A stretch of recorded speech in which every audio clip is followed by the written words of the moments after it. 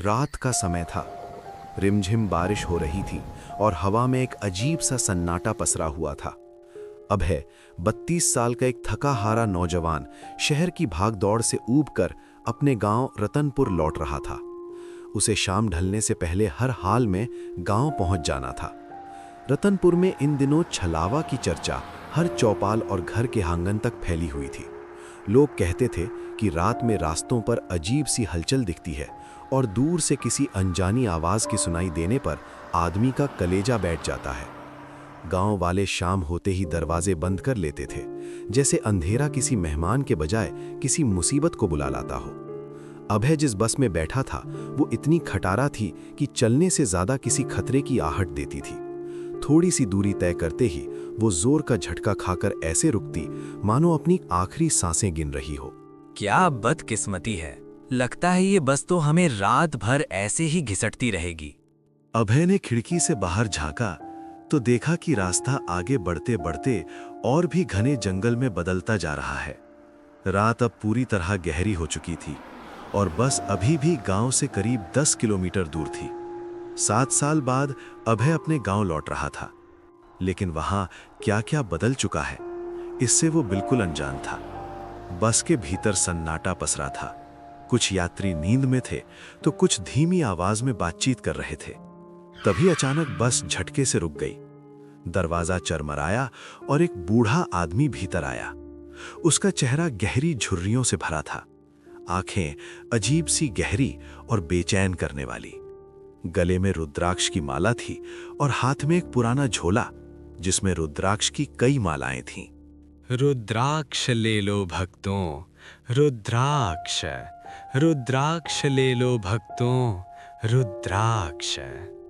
यात्री उस बूढ़े को ऐसी अनदेखी कर रहे थे जैसे वो कोई साधारण थका हारा मुसाफिर हो। अभय ने भी चेहरा खिड़की की ओर मोड़ लिया, लेकिन वो बूढ़ा सीधे उसके पास आकर रुक गया। उसकी आंखें अभय पर ऐसे टिक गईं मानो वो बिना बोले ही उसकी मनःस्थिति समझ लेना चाहता हो। अभय ने हल्की हैरानी के साथ बूढ़े व्यक्ति की ओर देखा। ले लो बेटा, ये सिर्फ माला नहीं, बचाव है। रात जितनी दिखती है उससे कहीं ज्यादा भटकी हुई है। खाली गले से जंगल मत पार करना। आजकल वहां कुछ ऐसा जागा है जो इंसानी कदम पहचान लेता है। ले लो भक्तों, कीमत नहीं, जरूरत समझकर ले लो, क्योंकि आज की रात हर किसी की सलामत नहीं होती। बूढ़े ने अपने झोले में हाथ डाला और एक रुद्राक्ष निकालकर चुपचाप अभय की हथेली पर रख दिया। रुद्राक्ष से अजीब सी गर्माहट उठ रही थी, मानो वो किसी अनदेखी धड़कन के साथ जीवित हो। रख ले बेटा, आज की रात खाली हाथ चलना ठीक नहीं। जो दिखता है वो सच नहीं होता, और जो सच है वो पहले ही संकेत दे देता है। तुझे कुछ समझ नहीं आएगा अभी, बस इतना जान ले, इस रुद्राक्ष की जरूरत तुझे बहुत जल्दी पड़ने वाली है। बूढ़े की आवाज में ऐसा दबा छुपा रहस्य था कि अभय की धड़कन अनायास तेज हो गई। उसने रुद्राक्ष को सावधानी से जेब में रख लिया। 11 बजते ही बस रतनपुर चौराहे पर रुकी। जगह बिल्कुल उजाड़ थी, न कोई रिक्शा न कोई सवारी। अपने घर तक पहुंचने के लिए अभय को अब 3 किलोमीटर का सुनसान रास्ता तय करना था, जो जंगल के बीच से होकर जाता था। रतनपुर का रास्ता कच्चा था और नम मिट्टी की गंध से भरा पड़ा था, और उसके दोनों ओर पेड़ ऐसे खड़े थे जैसे अंधेरे में किसी अदृश्य पहरेदारी में मुस्तैद हों। हवा ठंडी थी, फिर भी अभय की पीठ पर पसीना रेंग रहा था। जंगल के सन्नाटे में चलते हुए अभय बेमन से खुद से बातें कर रहा था। चल अभय, बस 2-3 किलोमीटर ही तो है। रात भी क्या खराब चुनी है तूने घर आने के लिए। ये रास्ता भी मानो मजे ले रहा हो मुझे पैदल घसीटने का।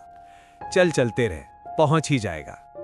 जब अचानक उसकी रीढ़ में एक अजीब सी सिहरन दौड़ गई, मानो किसी की नजर उसके पीछे अटकी हो। वो झट से मुड़ा, पर अंधेरे में बस पेड़ों की लंबी कणपटी आकृतियां हवा के झोंकों के साथ हिलती दिखाई दीं। आसपास इंसान का कोई निशान तक नहीं था। कौन है वहां? अगर कोई हो तो सामने आकर बात करो, छुपकर पीछा क्यों कर रहे हो? देखो, मैं जानता हूं कि कोई है। कौन कौन है वहां? सामने आओ। कोई जवाब तो नहीं मिला, लेकिन हवा में अचानक एक बर्फ सी ठंडक तैर गई। अभय ने घबराकर जेब टटोली और रुद्राक्ष को छुआ। वही अजीब गर्माहट फिर से उसकी उंगलियों में धड़क उठी। उसने बिना सोचे रुद्राक्ष गले में डाल लिया और कदम तेज कर दिए। तभी पेड़ों के साए के बीच से एक काली आकृति उभरने लगी, मानो इंसान जैसी, पर उसका चेहरा धुएं की तरह धुंधला था। उसकी आंखें लाल अंगारों की तरह चमक रही थीं और वो सीधे अभय की ओर बढ़ रही थी। ये कैसी ठंड है अचानक? और ये आकृति, क्या तुम इंसान हो? कुछ बोलो, मुझसे दूरी बनाकर रखो, मैं चेतावनी दे रहा हूं। अभय ने दौड़ते हुए घर का दरवाजा खटखटाया। अंदर से कोई हलचल नहीं हुई। अभय ने बेचैनी में दरवाजे पर जोर से दस्तक दी, पर सामने वही गहरा सन्नाटा पसरा रहा। पिताजी, जल्दी दरवाजा खोलिए पिताजी, मैं हूं अभय, बाहर ठीक नहीं है, दरवाजा खोलिए। वो पल भर को ठिठक ही गया था कि भीतर से उसके पिताजी की कामती धरी हुई आवाज सुनाई दी। यहां से चला जा, दूर रह। मैं कैसे मानूं कि तू ही मेरा अभय है?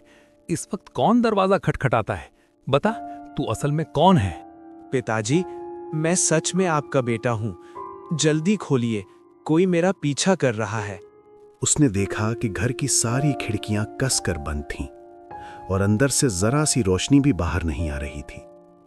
वो चिंतित होकर और पास झुका ही था कि अचानक फिर वही रहस्यमयी फुसफुसाहट उसके कानों में रेंगती हुई उतर गई। अभय ने हड़बड़ाकर पीछे देखा तो वही काली आकृति थोड़ी दूरी पर खड़ी थी, लेकिन इस बार उसका रूप कहीं अधिक भयावह था। उसके चेहरे के सड़े हुए टुकड़े अंधेरे में लटकते नजर आ रहे थे। आंखों की जगह गहरी खाली गुफाएं थीं और उसके मुंह से काले धुएं की लहरें सरकती हुई बाहर निकल रही थी। ये दृश्य देखते ही अभय की सांस अटक गई। घबराहट में उसने रुद्राक्ष को मुट्ठी में जकड़ लिया और पूरी ताकत से चीख पड़ा, अभय, तुम मेरा है, जितना भी भाग ले मैं तुझे ढूंढ ही लूंगी। तेरी हर सांस, हर कदम मुझे सुनाई देता है। अंधेरे में कोई और नहीं, मैं तेरे पीछे हूँ। आज नहीं बच पाएगा, आज तू मेरे साथ ही चलेगा, हमेशा के लिए।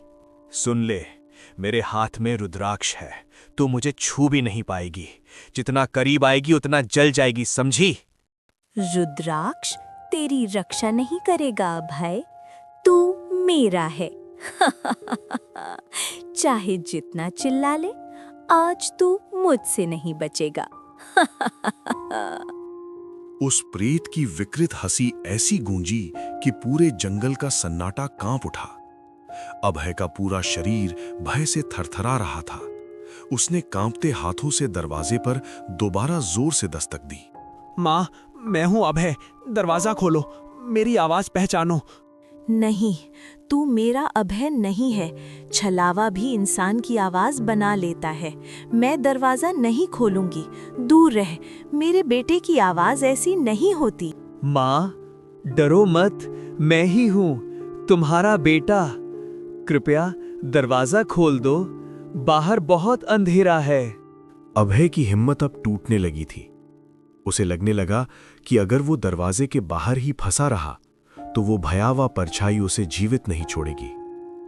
घर वाले भी शायद उसे किसी छलावे का रूप समझकर दरवाजा खोलने की हिम्मत नहीं जुटा पा रहे थे। नहीं नहीं, मैं यहां ज्यादा देर नहीं रुक सकता, वो चीज मुझे मार देगी। अगर घर वाले मुझे पहचान भी नहीं रहे तो मुझे कहीं और बचाव ढूंढना होगा। तभी उसके मन में अचानक दादाजी की पुरानी बताई हुई एक बात चमक उठी। गांव के बीचों बीच एक प्राचीन शिव मंदिर है, जहां एक पुराना शिवलिंग स्थापित है और कहा जाता है कि किसी भी दुष्ट प्रेत के लिए उस स्थान के पास तक जाना वर्जित है। दादाजी कहते थे, शिव मंदिर, हाँ, वही एक जगह है जो किसी भी प्रेत को पास नहीं आने देती। बस मुझे किसी तरह वहां पहुंच जाना होगा, वरना आज मैं बचने वाला नहीं हूं। अभय ने हिम्मत जुटाई और तेजी से भागना शुरू किया। परछाई भी उसके पीछे उसी रफ्तार से चल पड़ी। जंगल के रास्ते में पेड़ों की टहनियां उसके चेहरे को खरोंच रही थीं। अभय अब तक इसलिए बचा हुआ था क्योंकि रुद्राक्ष उसके गले में था। हवा में प्रेत की हंसी गूंज रही थी, जैसे अंधेरा खुद उसे डराने पर उतारू हो। अभय की सांसें तेज हो रही थीं। उसे लग रहा था जैसे कोई उसे पीछे की तरफ खींच रहा हो। किसी तरह खुद को संभालते हुए वो मंदिर के दरवाजे तक पहुंचा और वहीं गिरकर बेहोश हो गया। थोड़ी देर बाद जब उसे होश आया तो उसने देखा कि उसके पास मंदिर के पुजारी बैठे थे। डर मत बेटा, धीरे धीरे बोल, तू अभी सुरक्षित है। पुजारी जी, वो मैं ठीक से बता भी नहीं पा रहा। कुछ था, कोई परछाई, आधा दिखता था आधा गायब होता था। बस आंखें भयानक, जैसे मुझे खींच रही हो। मैं भाग रहा था पर लग रहा था कि वो मेरे बिल्कुल पीछे हैं। मैं कुछ समझ नहीं पा रहा, क्या वो सच में प्रेत था? जो भी तेरे पीछे था यहां तक नहीं आ सकता। ले, मैं तेरे शरीर पर भस्म लगा रहा हूं। ये तुझे हर दुष्ट शक्ति से बचाएगी। अब तुझे कोई भी प्रेत छू भी नहीं पाएगा। अपने मन को शांत कर और मेरे साथ भगवान का नाम ले। अभय पुजारी बाबा के साथ धीरे धीरे मंदिर से बाहर निकला। पुजारी उसे सहारा देते हुए उसके घर के दरवाजे तक ले आया। वहां पहुंचकर उन्होंने दरवाजा खटखटाया, लेकिन अंदर से किसी की भी आवाज नहीं आई, जैसे घर पूरा डर के साए में जम गया हो। दरवाजा खोलो, अभय को सहारा चाहिए। डर मत, तुम्हारा बेटा सुरक्षित है। दरवाजा खोलो। अभय को संभाल लेना, बहुत घबराया हुआ है। काल उसका क्या करे जो भक्त हो महाकाल का। पुजारी की पुकार सुनते ही घर के भीतर हलचल हुई और धीरे से दरवाजा खुला। बाहर अधेड़ उम्र के बुजुर्ग दंपत्ति आए, अभय के माता पिता, जिनके चेहरों पर घबराहट अब भी साफ झलक रही थी। अभय, तू अकेला बाहर कैसे खड़ा है? जल्दी अंदर आ जा। आओ बेटा, बाहर मत ठहर, रात ठीक नहीं है। तू भीतर आ जा, मेरा दिल घबरा रहा है। दरवाजा खुलते ही अभय की मां ने घबराहट में उसका हाथ पकड़ लिया और झटके से उसे भीतर खींचकर दरवाजा तुरंत बंद कर दिया। माँ, आपने इतना घबराकर दरवाजा क्यों बंद किया? बाहर सच में पुजारी बाबा खड़े थे। उन्होंने ही मुझे यहाँ तक छोड़ा है। वो भी उस छलावे से डर रहे होंगे ना? और माँ, उन्होंने ही छलावे से मेरी जान बचाई है, मेरी मदद की है। अभय, क्या कह रहा है तू? बाहर पुजारी बाबा? ये कैसे हो सकता है? उनकी तो 3 साल पहले रहस्यमयी मौत हुई थी। मैं झूठ क्यों बोलूंगा माँ? वो मेरे बिल्कुल पास खड़े थे। उन्होंने ही कहा कि जल्दी अंदर जाना। बेटा, तू मुझे डरा रहा है। वो अगर बाहर थे तो मैं उन्हें क्यों नहीं देख पाई? माँ, ये कैसे हो सकता है? मैं अभी अभी उनके साथ आया हूँ। उन्होंने ही मुझे उस छलावे से बचाया। अगर पुजारी बाबा 3 साल पहले मर चुके थे तो मेरे साथ कौन चल रहा था? और माँ, मैं तो रास्ते भर उनसे बातें करता आया हूँ। मुझे तो लगा था कि वो सच में मेरे साथ चल रहे हैं। अभय, मैं खुद समझ नहीं पा रही हूँ, लेकिन बेटा, तो बाहर जिसको देख रहा था वो इंसान नहीं हो सकता। मैं तो बस तेरी आवाज़ सुनी थी, वहाँ कोई दिखाई ही नहीं दे रहा था। और अगर उसने वाकई तेरी जान बचाई है तो बेटा, वो ज़रूर महादेव की कृपा रही होगी। मां की बात सुनते ही अभय के भीतर जैसे किसी ने जमीन खींच ली हो। उसका दिमाग सुन्न पड़ गया। वो यकीन ही नहीं कर पा रहा था कि अभी अभी जिसके साथ वो चल कर आया वो तो 2 साल पहले मर चुका था। बेटा, इस गांव में छलावा का आतंक है। वो किसी का भी रूप ले लेता है और दूसरे दिन उसकी लाश जंगल में मिलती है। माँ, जब मैंने पहली बार दरवाजा खटखटाया था तब आपने दरवाजा क्यों नहीं खोला? और जब मैंने दूसरी बार खटखटाया तब आपने अचानक खोल दिया। पहली बार जब तुमने दरवाजा खटखटाया था मैं बहुत डर गई थी। मुझे लगा कहीं तुम भी उसी छलावे का भेष न हो, इसलिए मैंने दरवाजा नहीं खोला। गांव वालों ने एक संकेत तय किया है, जो भी रात में किसी के घर आएगा उसे ये वाक्य बोलना होगा, काल उसका क्या करे जो भक्त हो महाकाल का। जब तक कोई ये नहीं बोलता हम दरवाज़ा नहीं खोलते। दूसरी बार जब पुजारी बाबा ने यही संकेत बोला तभी मुझे भरोसा हुआ कि बाहर गांव का ही कोई आदमी है और मैंने दरवाज़ा खोल दिया। माँ, आपको पता है मेरी जान पुजारी बाबा ने 2 बार बचाई है। एक बार बस में उन्होंने मुझे ये रुद्राक्ष दिया था, उसी ने मेरी जान बचाई, और दूसरी बार आज जब छलावा मुझे पकड़ लेता तभी बाबा ने मुझे अपनी ओर खींच लिया। शुक्र है भगवान का बेटा, तुम्हें कुछ नहीं हुआ, वरना न जाने क्या हो जाता। भगवान की बड़ी कृपा है बेटा, 2 बार मौत सामने खड़ी थी और दोनों बार तुम्हें बचा लिया पुजारी बाबा ने। बेटा, हमने तो जरा सा भी नहीं सोचा था कि तुम इस वक्त इतनी रात को यहाँ आओगे। अब तो मुझे पूरा विश्वास है महाकाल की नज़र तुम पर हमेशा है। माँ, ये छलावा आखिर है क्या? ये हमारे रतनपुर के लोगों को ही क्यों सताता है? क्या किसी ने इसे बुलाया था या ये खुद आया है? बेटा, सच कहूँ तो हमें भी कुछ पता नहीं। गांव में कई रातों से ऐसी ऐसी बातें हो रही हैं कि कोई समझ नहीं पा रहा कि ये डर कहाँ से आया। कोई कहता है जंगल की तरफ किसी पुरानी शक्ति का जागना है, तो कोई बोलता है कि किसी ने कोई भारी गलती की होगी। लेकिन रतनपुर के लोग क्यों परेशान हैं, इसका जवाब किसी के पास नहीं। इतना आतंक क्यों फैला रखा है इसमें? अभय, हम बस इतना जानते हैं कि वो किसी का भी रूप ले लेता है और जिसकी ओर जाता है उसका बचना मुश्किल हो जाता है। इन सारी घटनाओं के बारे में मुझे भी नहीं पता बेटा, बस मैं इतना जानती हूँ कि इसका जवाब इस जगह पे जाकर पता लगाया जा सकता है बेटा। जंगल के बीच एक पुराना बरगद का पेड़ है। गांव वाले कहते हैं कि इस पूरे इलाके की भटकी हुई आत्माएं उसी पेड़ के पास बसती हैं। वहां रात में अजीब साएं दिखते हैं और हवा में किसी की फुसफुसाहट सुनाई देती है। लोग मानते हैं कि यही पेड़ इस सारे आतंक की जड़ है। अभय की समझ पर मानो धुंध छा गई थी। उसे समझ नहीं आ रहा था कि उसके साथ क्या घट रहा है। उसका मन बार बार उस प्रेत की झलक और पुजारी की रहस्यमयी बातों पर अटक जा रहा था। माँ की बातें सुनकर अभय की सारी थकान पल भर में उड़ गई। उसके मन में बार बार उसी बरगद के पेड़ का ख्याल घूम रहा था। ये सब एक साथ कैसे हो सकता है? मेरा अचानक गांव आना, रास्ते में उस रुद्राक्ष वाले बाबा से मिलना, उनका मुझे रुद्राक्ष देना, फिर मंदिर में पुजारी बाबा का मिल जाना, ये सब यूं ही नहीं हो सकता। ये तो कोई साधारण इत्तेफाक नहीं है। शायद सच में भोले बाबा ने ही मुझे बुलाया है ताकि मैं इन भटकी हुई आत्माओं को मुक्ति दे सकूं और गांव वालों की मदद कर सकूं। कहीं ये वही वक्त तो नहीं जब मुझे अपने डर से ऊपर उठकर इस रहस्य का सामना करना पड़े और शायद मेरी किस्मत अब इसी बरगद के साए में मेरा इंतजार कर रही है। सोचते सोचते अचानक एक विचार बिजली की तरह उसके दिमाग में कौंधा।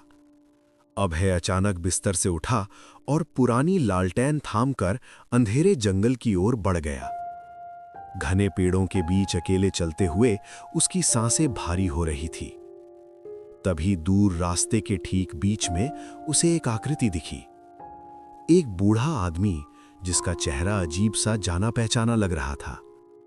जैसे जैसे अभय उसके करीब पहुंचता उसके रोंगटे और सख्त होते जाते।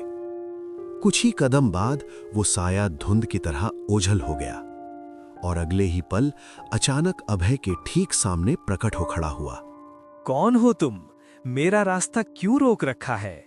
अभय ने महाकाल का नाम लेकर डंडा पूरी ताकत से जमीन पर पटका।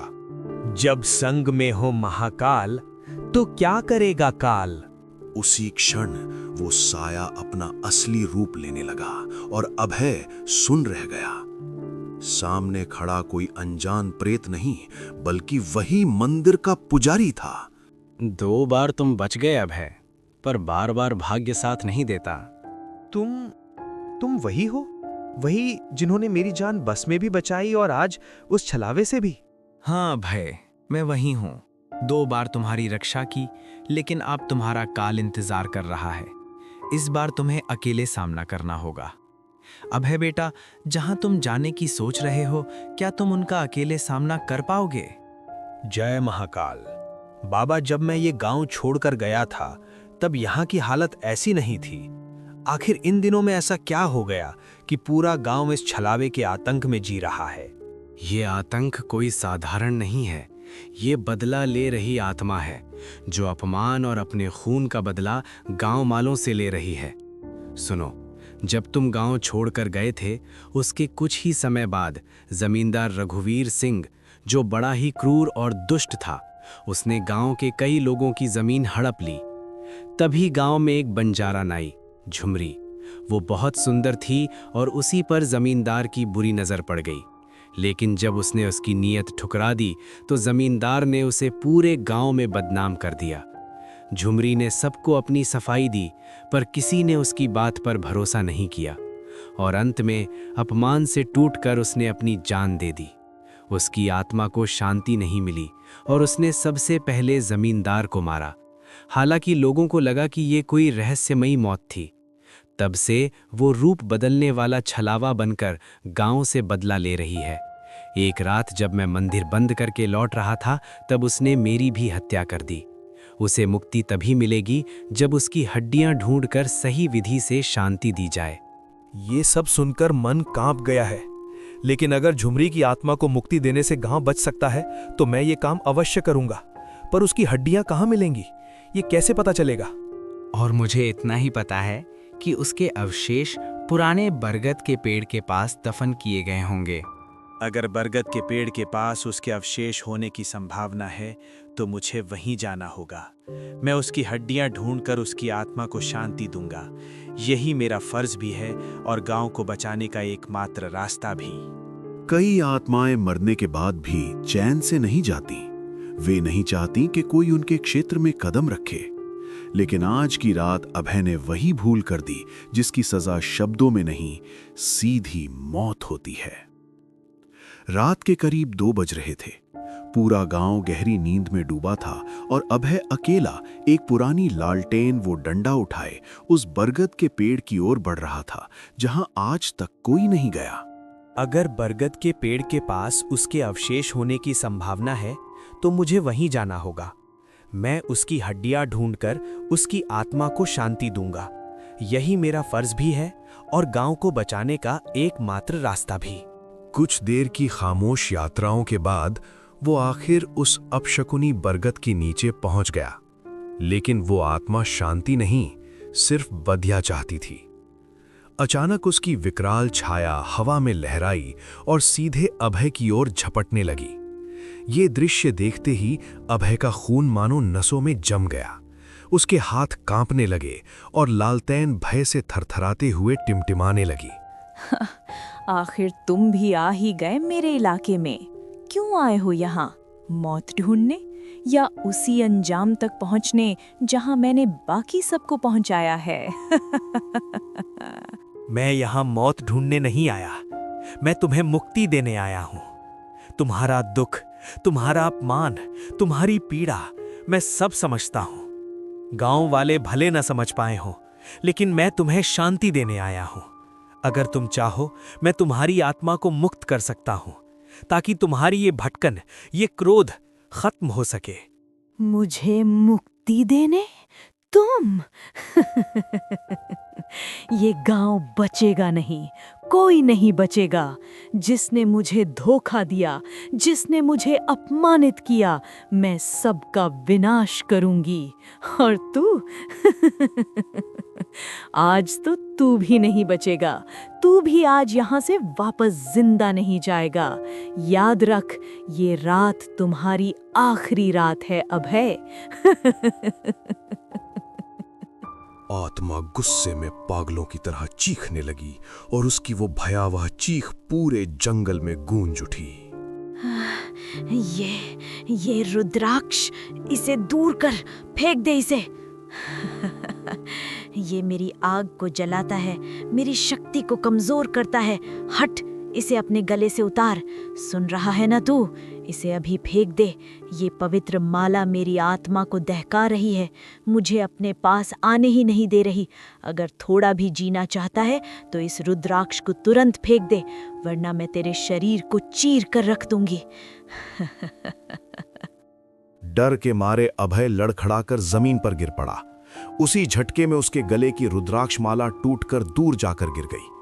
अगले ही पल वो प्रेत बिजली सी गति से उसके पास आ पहुंचा और उसे पकड़कर जोर से हवा में उछाल दिया। अभय जा गिरा ठीक उसी जगह जहां झुमरी की लाश कभी फेंकी गई थी और उसके बचे हुए कंकाल अब भी पड़े थे। घबराहट में अभय फौरन उछलकर खड़ा हो गया। अभय घबराहट में कांप रहा था। उसके पास अब सिर्फ लालटेन ही बची थी। आज तो मेरी मौत तय है। मेरी माला भी पता नहीं कहां गिर गई। अब मुझे कौन बचाएगा? वो रुद्राक्ष की माला को इधर उधर पागलों की तरह खोज रहा था कि तभी उसकी नजर पास पड़ी बिखरी हुई हड्डियों पर जा टिकी और वो तुरंत समझ गया कि ये उसी प्रेत के अवशेष हड्डियां हैं। लालटेन अभी भी उसके हाथ में जल रही थी और अचानक आई हिम्मत के सहारे उसने वो लालटेन सीधी उन हड्डियों पर फेंक दी। पलक झपकते ही हड्डियां आग पकड़कर राख में बदल गईं और उसी के साथ झुमरी की व्याकुल आत्मा को शांति मिल गई। गांव की कई भटकी आत्माएं भी मुक्त हो गईं। भय और थकान से टूटा अभय वहीं बेहोश होकर गिर पड़ा। उधर रात बीतते बीतते अभय की मां को पता चला कि वो घर पर नहीं है, तो सुबह होते ही उसके माता पिता गांव वालों को साथ लेकर जंगल में उसकी तलाश में निकल पड़े। काफी देर खोजने के बाद वे उस बरगद के पेड़ तक पहुंचे और दहशत में भर गए। अभय वहीं मिट्टी में लटपट बेहोश पड़ा था। गांव वालों ने तुरंत उसे संभाला और उसे झकझोरकर होश में लाने की कोशिश की। बेटा, मैंने तुम्हें रात को बाहर जाने से रोका था, फिर तू अकेला इस डरावने जंगल में क्यों आ गया? पता है हम कितने डर गए थे। अगर तुझे कुछ हो जाता तो हम क्या करते? क्यों आया था तू यहाँ अभय? मैं उस छलावे को मुक्त करने आया था। अब उसे मुक्ति मिल गई है। अब गांव में किसी को कोई परेशानी नहीं होगी। अचानक पीछे घने जंगल की दिशा से एक विचित्र आवाज गूंजी। सबने मुड़कर देखा तो बरगद के पेड़ की आड़ में पुजारी बाबा की आत्मा प्रकट खड़ी थी। उनकी आंखों में गहरी शांति थी, पर इस बार वे मौन नहीं थे। हल्की हवा के साथ उनकी आवाज गूंजी। अभय, तुम्हारे जज्बे ने वो कर दिखाया जो पूरे गांव की ताकत भी नहीं कर पाई। झुमरी की आत्मा अब मुक्त हो चुकी है। उसका दर्द, उसका क्रोध सब समाप्त हो गया। आज से रतनपुर पर कोई अभिशाप नहीं रहेगा। तुम सब सुरक्षित हो और ये सब अभय के साहस की वजह से संभव हुआ है। उसकी हिम्मत ने कई भटकती आत्माओं को शांति दिला दी है। अब मेरा कार्य भी पूरा हुआ। ये कहकर बाबा की धुंधली आकृति धीरे धीरे हवा में घुलने लगी और पलक झपकते ही पूरी तरह विलीन हो गई।